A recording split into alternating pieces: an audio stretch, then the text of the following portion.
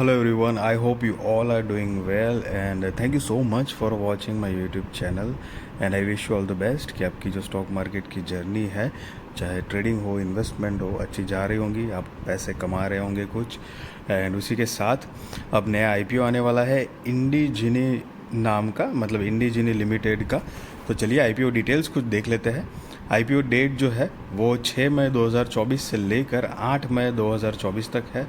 Face value ₹2 पर share. Price band जो है वो 430 रुपये से लेकर 452 रुपये पर शेयर है। मतलब ये एक बुक बिल्ट इशू IPO है जिसकी लॉट साइज़ जो है वो 33 शेयर्स की है। और टोटल इशू साइज़ की बात करें तो 4,07,46,891 शेयर्स, करीब 1,841 करोड़ 76 लाख रुपए कंपनी जुटाने वाली है इस टोटल इशू साइज से, जिसमें से 1,68,14,159 शेयर्स जो है वो फ्रेश इश्यूज़ के माध्यम से आएंगे और उससे 760 करोड़ रुपए company जुटाएगी।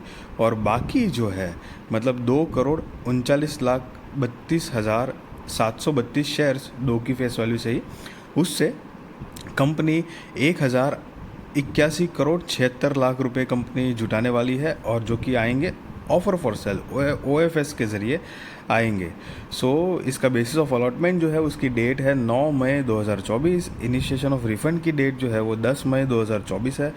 Credit of shares to demat की डेट भी 10 मई 2024 है। लिस्टिंग डेट जो है वो 13 मई 2024 है गाइस। और cut off time for UPI mandate confirmation शाम को 5 बजे 8 मई 2024 है गाइस। एंड स्पेशली यहाँ पर एम्प्लॉय के लिए कुछ डिस्काउंट रखा गया है 30 रुपये पर शेयर का, जो कि ये पर्टिकुलर IPO कंपनी के एम्प्लॉयज़ हैं उनके लिए है। इशू टाइप जो मैंने आपको बताया बुक बिल्ट इशू IPO है। लिस्टिंग जो है वो BSE NSE पे होने वाला है गाइस। ये एक मेन बोर्ड IPO है। शेयर होल्डिंग प्री इशू जिसकी है 22 crore 24,35,091। Share holding post issue 23 crore 92,39,250 है। बेसिकली आप शेयर होल्डिंग पोस्ट इशू के जो नंबर है उसमें से शेयर होल्डिंग प्री इशू के नंबर माइनस करोगे तो आपको फ्रेश इशूज़ के जो नंबर ऑफ शेयर्स है वो आपको मिल जाएंगे। एंड रिटेल कैटेगरी में ऑफकोर्स मिनिमम 1 लॉट के लिए तो अप्लाई करना ही है। 33 शेयर्स आ जाएंगे, 14,916 रुपये आपको देने हैं। रिटेल में ही मैक्सिमम 13 लॉट के लिए अप्लाई कर सकते हो। 429 शेयर्स आएंगे, 1,93,908 रुपये आपको देने पड़ेंगे। SHNI में मिनिमम 14 लॉट के लिए अप्लाई करना है। 462 शेयर्स आ जाएंगे, 2,08,824 रुपये आपको देने हैं। SHNI में ही मैक्सिमम 67 लॉट के लिए आप अप्लाई कर सकते हो। 2,211 शेयर्स आएंगे और 9,99,372 रुपये आपको देने होंगे। और BHNI कैटेगरी में मिनिमम 68 लॉट के लिए आपको गाइस अप्लाई करना है। 2,244 शेयर्स आएंगे, 10,14,288 रुपये आपको देने पड़ेंगे गाइस। एंड रिजर्वेशन अगर हम देखेंगे तो QIB shares offered not more than 50% of the net issue है। Retail shares offered not less than 35% of the net issue है। NII HNI shares offered not less than 15% of the net issue है। Basically ये जो reservation है वो आपको एक brief बताऊं, जो total number of issue size जो हमने टोटल नंबर ऑफ़ शेयर्स जो हमने देखे, जिसमें 2 डिवीज़न थे, मतलब फ्रेश इशूज से कितने आ रहे हैं और ऑफ़र फॉर सेल के ज़रिए कितने आ रहे हैं। बेसिकली जो total number of issue size जो है उसको 100% कंसिडर करना है। और बाकी ये जो 50, 35, 15% है वो अलग अलग कैटेगरी मतलब डिवीज़न दिया गया है कि भाई QIB शेयर्स ऑफर्ड वाले जो है उनको 50% से ज़्यादा मतलब नहीं होना चाहिए likewise, just to make you guys understand if you don't know. Share holding pre issue अगर देखेंगे प्रोमोटर्स की तो 30.71% है। Share holding post issue guys नहीं दिया गया है। अब कंपनी के बिजनेस के बारे में अगर ब्रीफ आइडिया ले तो 1998 से कंपनी इनकॉर्पोरेटेड है। Indegene limited provide digital services for the life sciences industries. They assist with drug development, clinical trials, regulatory submissions, pharmacovigilance, complaint management, and sales and marketing support. The company services can be divided into following categories. तो मतलब क्या क्या service देती है, तो कि enterprise commercial solutions, omni channel activation, enterprise medical solution, enterprise clinical solutions and consultancy services. Basically ये 4 type की मेजरली सर्विस देती है। उसकी कंपनी की एक सब्सिडरी भी है जो DT एसोसिएट लिमिटेड है, प्रोवाइड्स जो कि करती है consulting services under the DT consulting brand. It helps life sciences companies manage their digital transformation efforts to ensure continued success in customer experience. और साथ में कंपनी को कुछ अवार्ड्स मिले हैं, उसके बारे में डिटेल है। और कंपनी जो है वो 31 दिसंबर 2023 के अकॉर्डिंग 65 क्लाइंट्स एक्टिवली एंगेज्ड है विथ इट्स सर्विसेज। और 31 दिसंबर 2023 के अकॉर्डिंग कंपनी के पास टोटल वर्ल्ड वाइड 5181 एम्प्लॉयड है, जिसमें से 4461 are based in India, 530 North America, 105 Europe, 73 China and 12 जो है वो अदर रीजन से है। सो वर्ल्ड वाइड कंपनी की जो मतलब सर्विस है, बिजनेस जो है वो एक तरह से फैला हुआ है, अलग अलग तरीके से एम्प्लॉय वहाँ पर लगे पड़े हैं कंपनी प्रॉफिट जनरेट करने के लिए। अब कंपनी बेसिकली बिजनेस क्या जनरेट कर पाती है उसके बारे में देख लेते हैं। तो कि यहाँ पर 31 मार्च 2021, 22, 23 और 31 दिसंबर 2023 के फाइनेंशियल्स दिए गए हैं गाइस।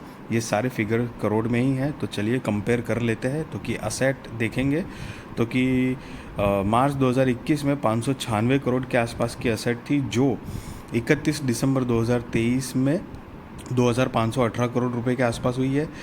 रेवेन्यू 996 करोड़ से बढ़कर 1969 करोड़ रुपए के आसपास हुआ है। प्रॉफिट आफ्टर टैक्स 149 करोड़ से बढ़कर 241 करोड़ रुपए हुए हैं। नेटवर्थ जो है वो 324 करोड़ से बढ़कर 1327 करोड़ रुपए के आसपास हुआ है। रिजर्व्स एंड सरप्लस 324 करोड़ से बढ़कर 1282 करोड़ रुपए के आसपास हुआ है। और टोटल बोरोइंग्स जो है वो 24 करोड़ से बढ़कर 399 करोड़ रुपए के आसपास हुआ है। सो बेसिकली कंपनी का बिजनेस जो है वो एक नॉर्मल डिसेंट ग्रोथ है यहाँ पर, क्योंकि साथ साथ में बोरिंग्स भी बढ़ रही है। लेकिन हालांकि boring I mean it matters, but specially कोई भी कंपनी कर्जा लेती है तो उसको कितना अच्छे तरीके से अपने बिजनेस ग्रोथ के लिए इस्तेमाल करती है, that is very important guys. क्योंकि अगर कर्जा है, बिज़नेस ग्रोथ नहीं कर पा रहे हैं, रेगुलर बिजनेस नहीं हो रहा है, तो फिर वक्त के साथ कंपनी को ग्रोथ करने में दिक्कत आ सकती है। लेकिन यहाँ पर कंपनी प्रॉफिटेबल है, मतलब जितना यहाँ पर डेटा है उस हिसाब से। अब कंपनी आप नीचे पढ़ सकते हो, अमाउंट इन करोड़ सारे लिखे हैं, जो मैंने बताया आपको पहले, सारे फिगर्स जो है वो इन करोड़ में है। अब कंपनी की मार्केट कैपिटलाइजेशन जो है वो 10,814 करोड़ के आसपास की मार्केट कैपिटलाइजेशन है कंपनी की। सो ये एक मिड कैप टाइप की कंपनी है। और कंपनी का जो मतलब की परफॉर्मेंस इंडिकेटर अगर देखेंगे तो डेट टू इक्विटी जो है वो 0.3 का है, RONW 18.23, PBV 7.55, पैट मार्जिन जो है वो 12.62 का है। और EPS pre IPO 11.96, post IPO 13.48, PEX pre IPO 37.78, post IPO 33.53 है गाइस। और ये जो आप नीचे नोट देख रहे हो वो बेसिकली उन्होंने EPS प्री IPO और पोस्ट IPO कैसे कैलकुलेट किया गया है वो बताया गया है। आप चाहो तो पॉज करके पढ़ सकते हो गाइस। अब यहाँ पर कंपनी के ऑब्जेक्ट ऑफ इश्यू जो कि मतलब IPO लाने की रीजंस, मेजर रीजंस क्या दिए गए हैं, तो कि repayment prepayment of indebtedness of one of the material subsidiaries ILSL Holding Inc., funding the capital expenditure requirements of the company and one of the material subsidiaries Indigene Inc., and general corporate purpose and inorganic growth. So basically ये कुछ major reasons यहाँ पर company ने दिखाए गए हैं IPO लाने के लिए।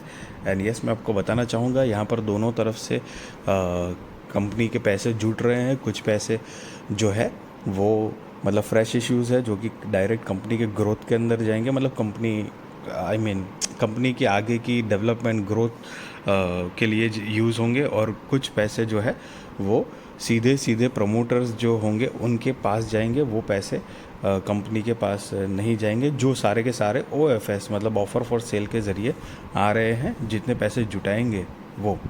ठीक है गाइस। एंड यस, मैं आपको ये नहीं बता रहा हूँ कि आप IPO में अप्लाई करो ना करो, that is depend on your risk research. Financial adviser को पूछ कर करना। Be responsible investor guys, be responsible trader, value your money guys, and I wish you all the best कि आपकी जो स्टॉक मार्केट की जर्नी है, इन्वेस्टमेंट हो, ट्रेडिंग हो, वो अच्छी जा रही होगी, आप अच्छे पैसे कमा रहे होंगे। And thank you so much for watching this video अच्छी लगी तो ज़रूर लाइक शेयर सब्सक्राइब करिए, आपके सारे कॉन्टैक्ट के साथ भी मेरी वीडियो चैनल शेयर करिए ताकि उनकी भी स्टॉक मार्केट की जर्नी और भी ज़्यादा कॉन्फिडेंट, सक्सेसफुल और अवेयर हो पाएगा। इस thank you so much once again.